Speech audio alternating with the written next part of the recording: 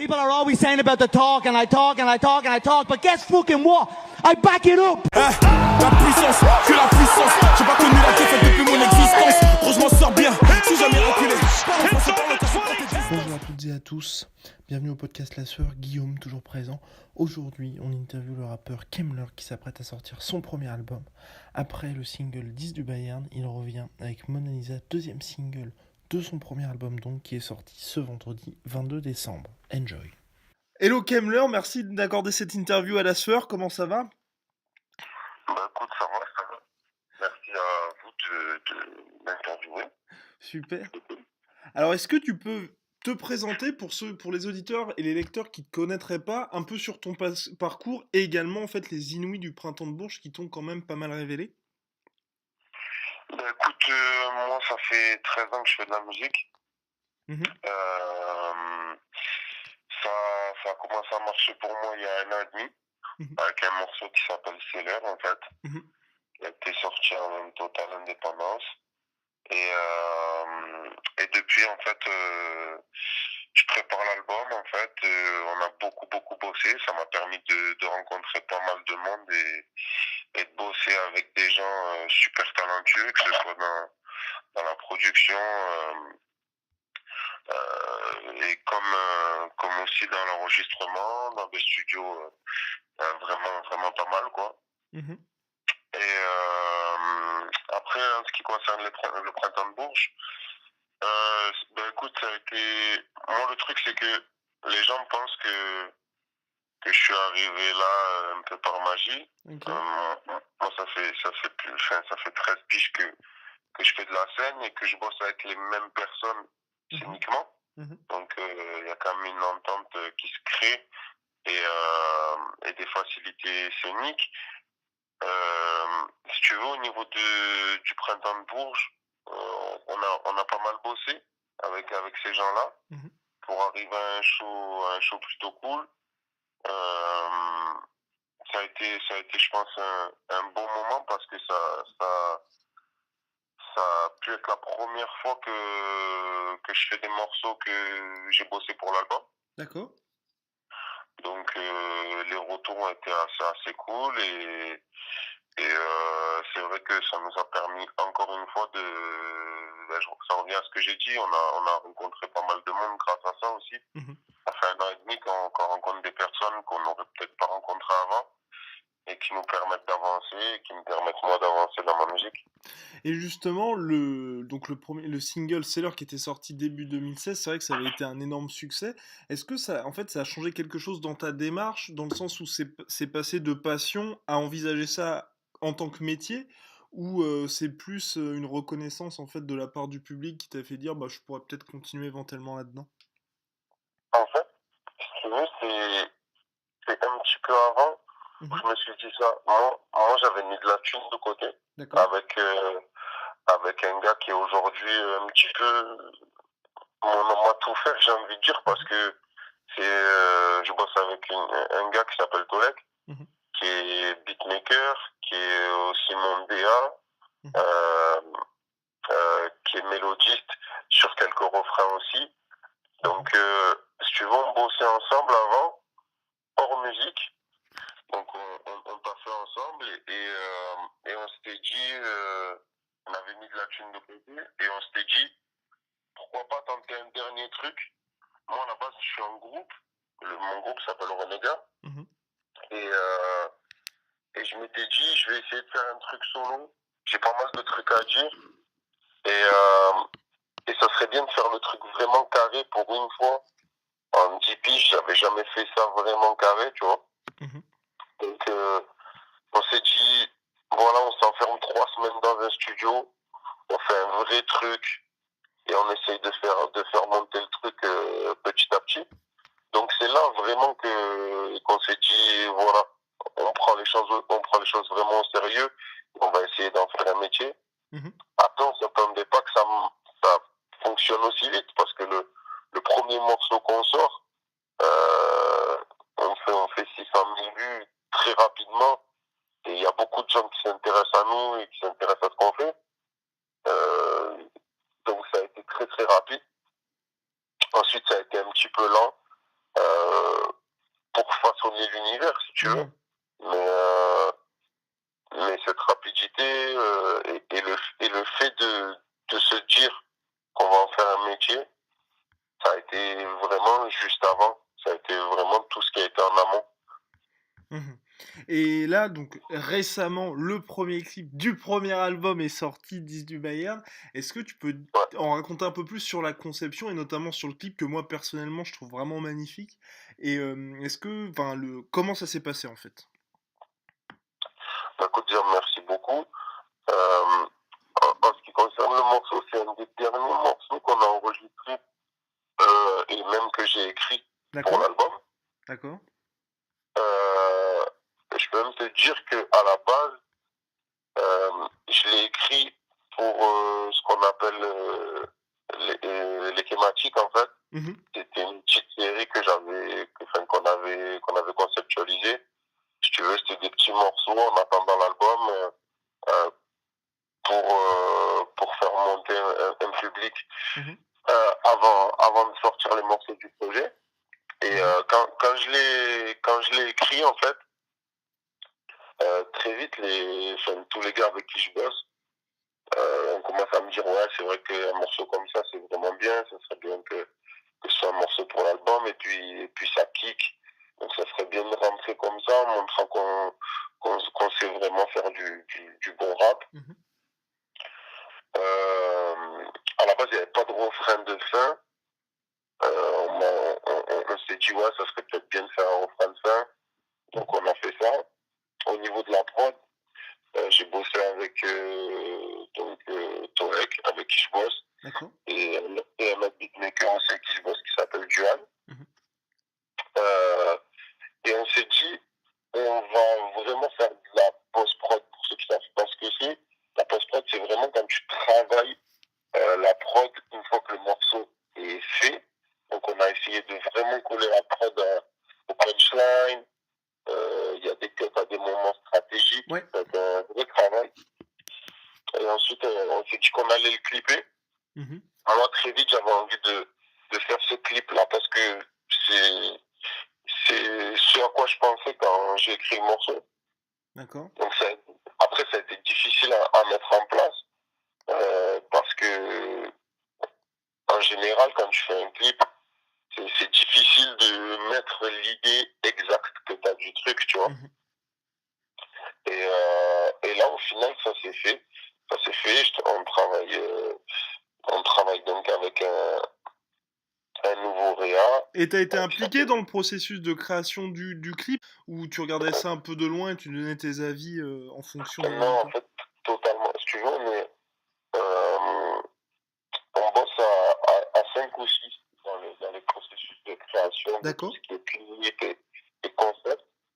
Et c'est simple, hein, on est au bureau, on se retrouve autour d'une table, c'est vraiment une discussion qui peut durer des heures. Mhm. Euh, donc après moi, l'idée principale, c'est moi qui l'ai eue, c'est l'idée que j'avais. Et après, chacun a donné des éléments en plus pour que le truc soit ce qu'il en est aujourd'hui. Mhm. Et après, on bosse avec un nouveau réa qui est vraiment cool, qui s'appelle Théo Vincent et qui a vraiment fait le travail. Euh, avec Gabriel Audrin aussi qui était dans tout ce qui est autour, tout ce qu'on voit vraiment pas, tu vois. Mhm. Que ce soit au niveau des objets, que ce soit au niveau des actrices aussi qui sont dedans. Enfin, voilà, il y a vraiment du travail et des personnes qui travaillent dessus. Mhm. C'est ce qui fait la différence, je pense, avec mes autres clips où on a fait ça vraiment simplement. Mhm. Là, il y a un travail en amont qui est quand même important. Ok.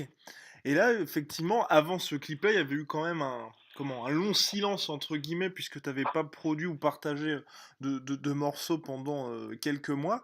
Est-ce que par rapport à tous ces artistes, en fait, qui inondent un peu les réseaux sociaux de différents sons, différents morceaux, différents projets, toi, là, tu as mis beaucoup de temps pour finaliser l'album, parce que je crois il y a eu plus de 150 morceaux, c'est ça? Avant d'en sélectionner quelques-uns?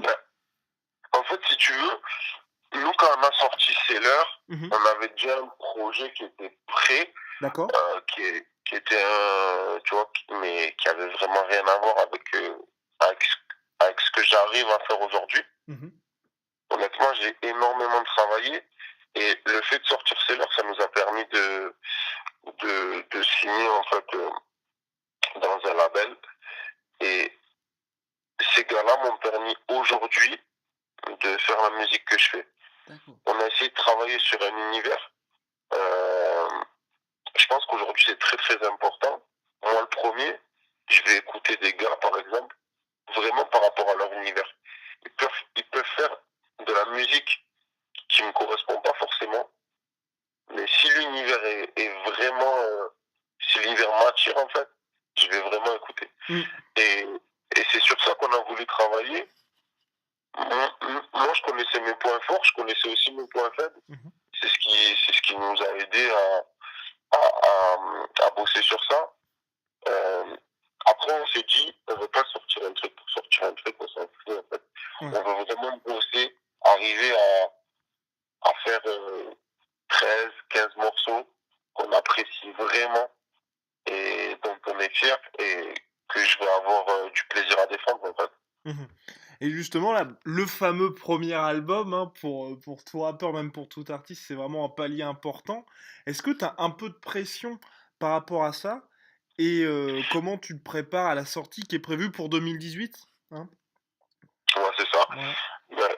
Ben, écoute, j'ai un peu de pression dans le sens où c'est un peu mon bébé, tu vois. C'est la première fois que je réalise un album. Et d'un autre côté, après, j'en ai beaucoup moins que des mecs qui sont installés, parce que je le suis pas du tout. Aujourd'hui,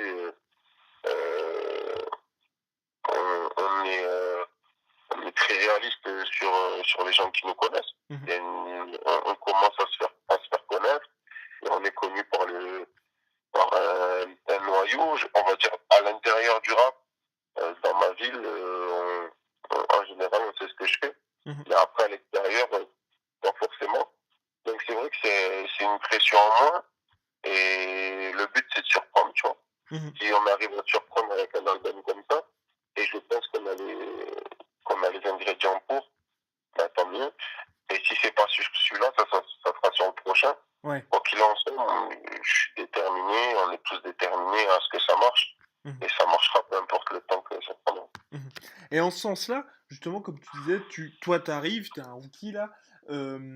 Il y a ce côté, aujourd'hui, le streaming a une part vraiment très importante pour les artistes et notamment en rap. Est-ce que toi, tu vois ça d'un bon côté, le fait que les gens puissent facilement découvrir des nouveaux artistes grâce au streaming, même si effectivement la rémunération est inférieure à ce qu'il y avait avant avec les CD? Franchement, honnêtement, je sais pas.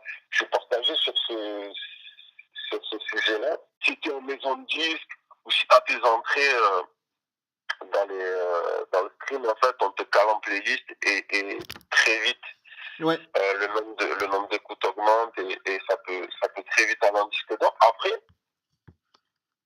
Après, ça permet aussi à des mecs qui sont vraiment bons, tu vois, et qui sont pas forcément connus de plus vite se faire connaître. C'est ça.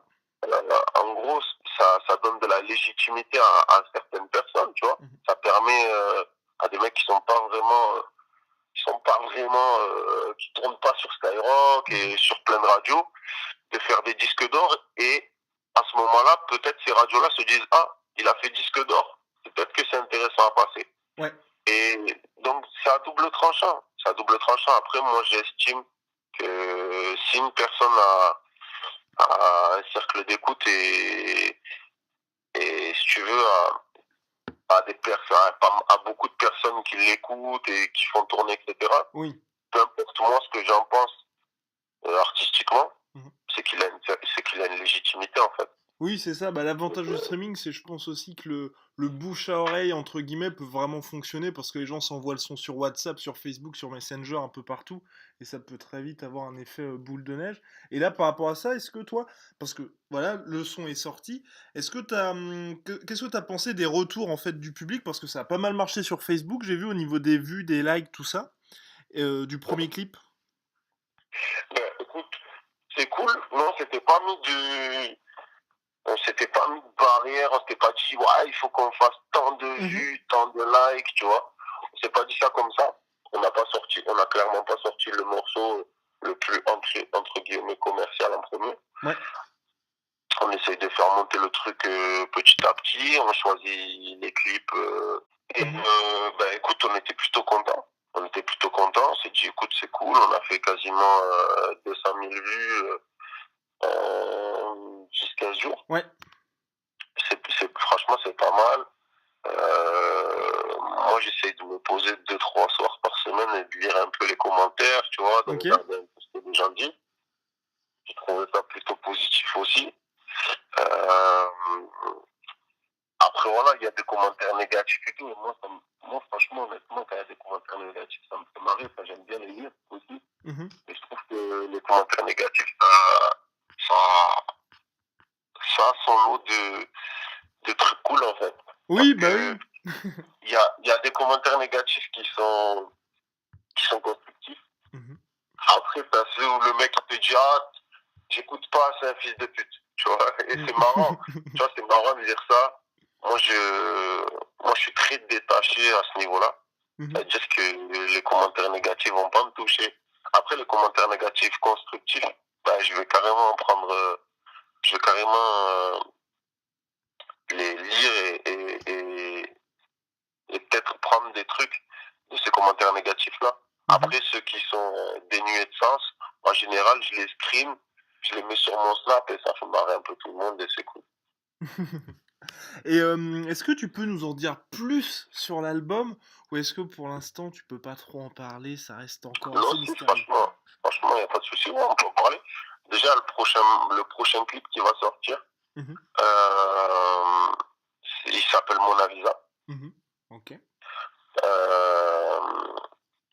C'est un morceau plutôt cool, tu vois, un peu moins sérieux, on va dire. D'accord. Il arrive bientôt, il arrive quand, à peu près? Le prochain clip? Ouais. Il va arriver avant les fêtes. D'accord, ok. Ouais. Le délire, c'est qu'on s'est dit qu'on allait sortir à peu près un clip par mois. D'accord. Avant la sortie de l'album. Donc on va sortir Mona Lisa. D'ailleurs, j'ai eu la version définitive hier soir. Dans la nuit même. Donc voilà, le morceau est cool. Le clip est cool. Ça m'a fait, si tu veux, j'ai fait ça avec mes potes. Donc on nous a filé une villa monstrueuse et on nous a dit de kiffer avec mes potes, tu vois. Donc on a passé, en tout cas, à tourner, c'était vraiment cool. J'espère qu'en regarder, ça sera aussi cool. Et au niveau de l'album, ça parle énormément de ce qui me régit, vraiment ce que moi j'ai l'habitude de vivre, tu vois. J'ai beaucoup des références footballistiques, comme tu le vois dans le titre du premier morceau, parce que moi je suis de foot, tu vois. Je parle beaucoup de meufs, je parle beaucoup d'amour et de différentes sortes. Parce que pour moi, si du Bayern, je parle d'amour, tu vois, même si c'est pas un amour classique. Ouais. Mais c'est de l'amour quand même.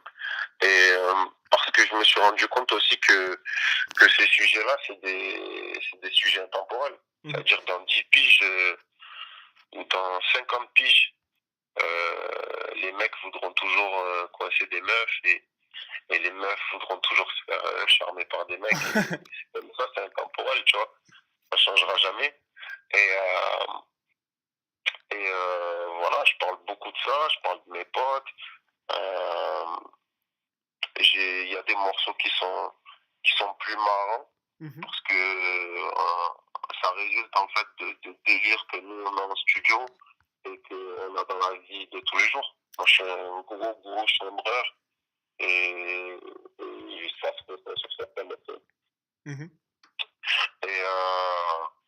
Et après voilà, il y a d'autres morceaux qui sont plus sérieux parce qu'il y a ces périodes-là où moi en général j'écris la nuit, très très souvent. Et je suis chez moi, je suis dans mon appart et on va m'envoyer une prod, il va y avoir des... Tu vois, je me calque beaucoup sur la prod. En général, c'est la prod qui me donne l'idée du truc. Et je reçois une prod et ça va me donner peut-être des idées noires et je les retranscris. Donc c'est vrai qu'il y a ce mélange-là dans l'album. J'espère que c'est ce qui plaira aux gens. Je pense que tout le monde pourra s'y retrouver. Et t'as fait des collaborations sur l'album? Il y a combien de morceaux? Ça, c'est déjà acté ou? Alors on n'a pas acté encore le nombre de morceaux. D'accord. Si tu veux, là, on en a 20 exactement. Et on va la réduire entre 13 et 15, je pense. Et au niveau des collabs, j'ai collaboré avec des beatmakers électro. Ils sont des gros producteurs électro internationaux. Et avec lesquels j'ai bossé.